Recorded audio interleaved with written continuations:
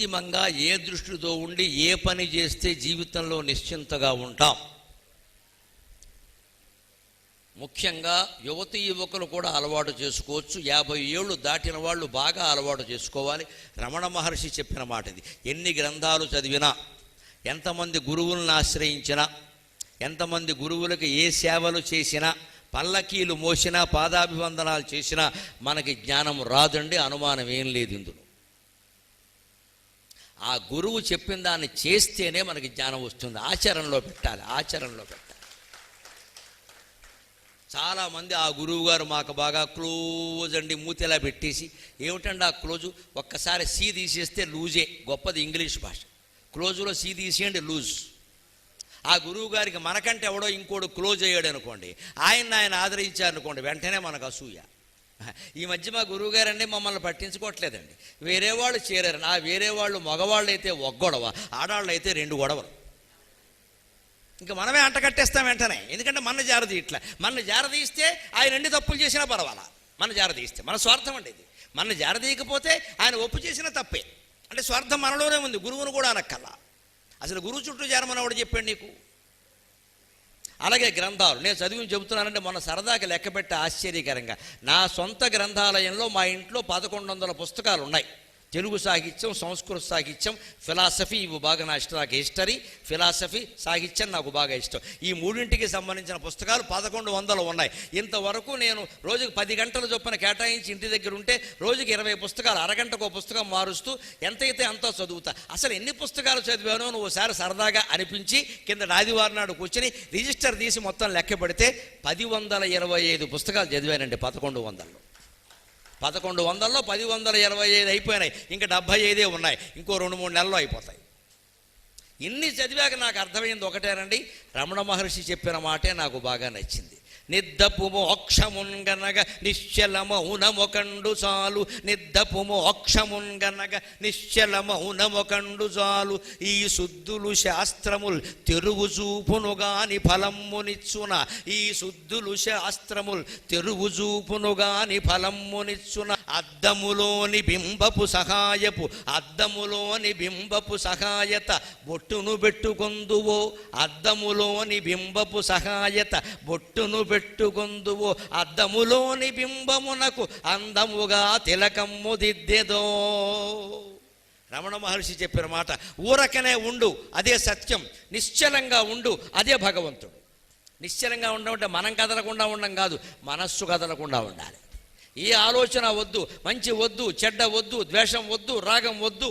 ఏ ఆలోచన వస్తే దాన్ని 5 అక్షరాల్లోకి మార్చేయి నమశివాయ, లేదా 8 అక్షరాల్లోకి మార్చేయి ఓం నమో నారాయణాయ, లేదా 5 అక్షరాల్లోకి మార్చేయి శ్రీమాత్రే నమః. ఏదో ఒక భగవన్నామంలోకి మార్చేయి. ఆలోచనను ఆలోచనతోనే ఎదుర్కోవాలి, ముళ్ళుని ముళ్ళుతోనే తీయాలి. అందుకని ఆలోచనని భగవన్నామం అనే ఆలోచనతో మనం ఎదుర్కోవాలి. అలా చేసి అది కూడా అక్కర్లేకుండా ఉండగలిగితే మరీ మంచిది. అందుకని మోక్షం రావాలి, జీవితంలో సుఖంగా ఉండాలి అంటే నిశ్చల మౌనం ఒకండు చాలు. ఎంతసేపు మౌనంగా ఉంటే అంత మంచిది. దీన్నే తెలుగులో ఎంత చక్కగా చెప్పారు అంటే, ఊరుకున్నంత ఉత్తమం లేదు, బోడుగుండంత సుఖం లేదన్నారు. తెలుగు వాళ్ళని మించిన వాళ్ళు లేరండి. మొత్తం వేదాలు, ఉపనిషత్తులు, శాస్త్రాలు నానా కష్టపాళ్ళు పడి వ్యాసుడు, వాల్మీకి రాస్తే మన వాళ్ళు ఒక్క మాటలో తేల్చి మారేస్తారు అంతే. మౌనం మౌనం మౌనం అని వాడు చెబితే మన వాళ్ళు ఏమన్నారంటే, ఊరుకోవయ్య, ఊరుకున్నంత ఉత్తమం లేదు, బోడుగున్నంత సుఖం లేదన్నారు. బోడుగుండు చాలా సుఖం, శుభ్రంగా స్నానం చేయొచ్చు, దుప్పటి ముసిగెట్టి పడుకోవచ్చు, దువ్వెన్న పెట్టి దువ్వక్కర్లేదు, నూనె రాయక్కర్లేదు. ఆడాళ్ళు చూశారు, మగాళ్ళు చూశారు, గొడవ లేదు, ఉన్నది గుండె చూసుకో. చుట్టుందనుకోండి 100 రకాల బాధ, దాన్ని దువ్వాలి, నూనె రాయాలి, ఎగిరిపోయిందేమో చూసుకుంటూ ఉండాలి, ఎప్పుడైనా రారిపోయిందేమో చూసుకుంటూ ఉండాలి. మధ్యలో ఏమైనా 2 తెల్ల వెంట్రుకలు రాగానే బ్యూటీ క్లినిక్కి వెళ్ళాలి, 2000 ప్యాకేజీ, 3000 లీకేజీ. మళ్ళీ జుట్టుకి రంగేయాలి, రంగేసాం కాబట్టి రంగు మళ్ళీ చొక్కా కంటకుండా చూసుకోవాలి. ఎవరైనా రంగేశారు అంటే మళ్ళీ నామోషి, అది సహజంగా ఉండాలి. దీనికోసం లక్షలు ఖర్చు పెట్టాలి. అసలు గుండె ఉంటే ఏమేస్తావు, రంగు వేసే ఏమేస్తావు. అందుకే అన్నారు ఊరుకున్నంత ఉత్తమం లేదు, బోడుకున్నంత సుఖం లేదన్నారు.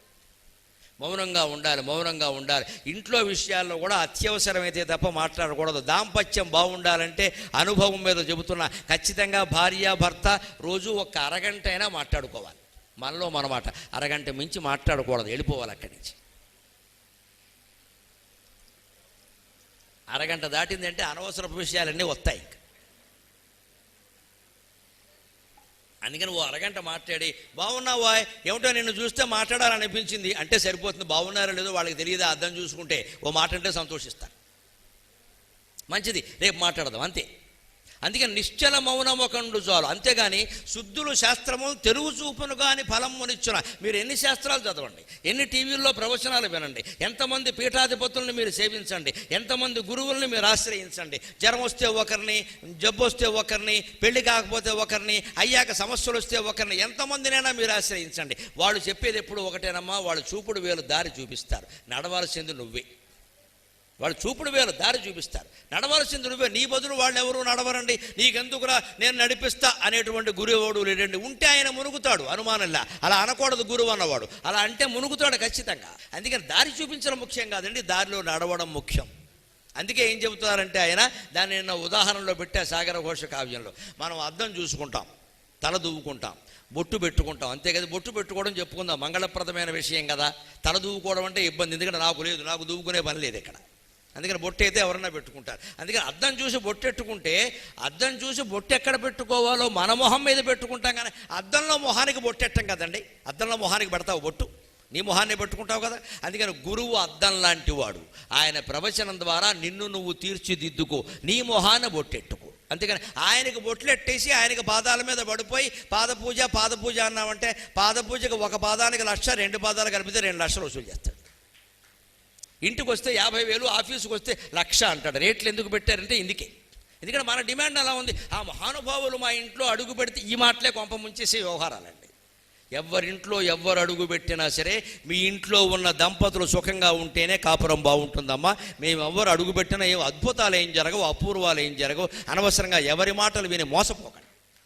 నేను చాలా స్పష్టంగా చెబుతాను, ఎవరింటికి వెళ్ళినా మీరు మా ఇంటికి రండి, మీరు మా ఇంటికి రండి, మీరు అడుగు పెడితే చాలు అంటే, శ్రీ మహావిష్ణువు అడుగు పెట్టినా మీ ఇంట్లో అద్భుతాలు జరగవమ్మా. మీ మనస్సు మారవలసిందే, మీ బుద్ధి మారవలసిందే, అప్పుడు మాత్రమే అద్భుతాలు జరుగుతాయి ఖచ్చితంగా. మనం అలా అనుకోమండి, ఎంతసేపు అక్కడికి వెళ్ళామండి, ఆ లింగం ఇక్కడ పెట్టామండి, ఆ బొమ్మ ఇక్కడ పెట్టామండి, ఆ తీర్థం ఇక్కడ పెట్టామండి, అప్పటి నుంచి అద్భుతాలు జరిగాయండి. వాటి వల్ల జరిగిపోతే జీవితం ఎందుకండి ఇంకా. అందుకని గురువులు ఎవరైనా దారి చూపిస్తారు. అద్దం మనకి ఏం చేస్తుంది, మొహం చూపిస్తుంది. నీ మొహానికి బొట్టెట్టుకోవాలి కానీ దాని మొహానికి బొట్టెడతావా? గడ్డం గీసుకుంటారండి, మగాళ్ళకి బాగా అర్థం అవుతుంది. అద్దంలో మొహం చూసి మన గడ్డం గీసుకోవాలి కానీ అద్దం మీద గెత్తవా? ఇలాగా అద్దం బాగుందని అద్దం పాడైపోయింది, నీ గడ్డం అలాగే ఉంది. అద్దం చూసి మన గడ్డం గీసుకోవాలి. అందుకని జీవితంలో వీలైనంతసేపు మౌనంగా ఉంటూ, అత్యవసరమైతేనే మాట్లాడుతూ, అత్యవసరమైతేనే పనిచేస్తూ, అంతేకాదు అత్యవసరమైతేనే ఆలోచించడం కూడా నేర్పాలి మనస్సుకి. అనవసరంగా ఆలోచించద్దు. ఆలోచనలు వస్తూ ఉంటే, ఇప్పుడు ఈ సమస్య లేదు కదా, వాడు మన ఎదురుగా లేడు కదా, ఎందుకు వచ్చిన గొడవ ఇది, ఎందుకు ఆలోచిస్తున్నాం మనం? ఇప్పుడు రాని చూసుకుందాం, ఇప్పుడు ఎందుకు ఆలోచించాలి ఈ విషయాన్ని? ఎప్పుడో వచ్చేదాని గురించి ఇప్పుడు ఎందుకండి? అందుకే అలా వదిలేయాలి తప్ప, ఎప్పుడు ఏది అవసరమో అది మాత్రమే ఆలోచించాలి. వెంటనే నమశివాయ నమశివాయ మళ్ళీ అందులోకి వెళ్ళిపోవలసిందే ఖచ్చితంగా. ఇది సరైనటువంటి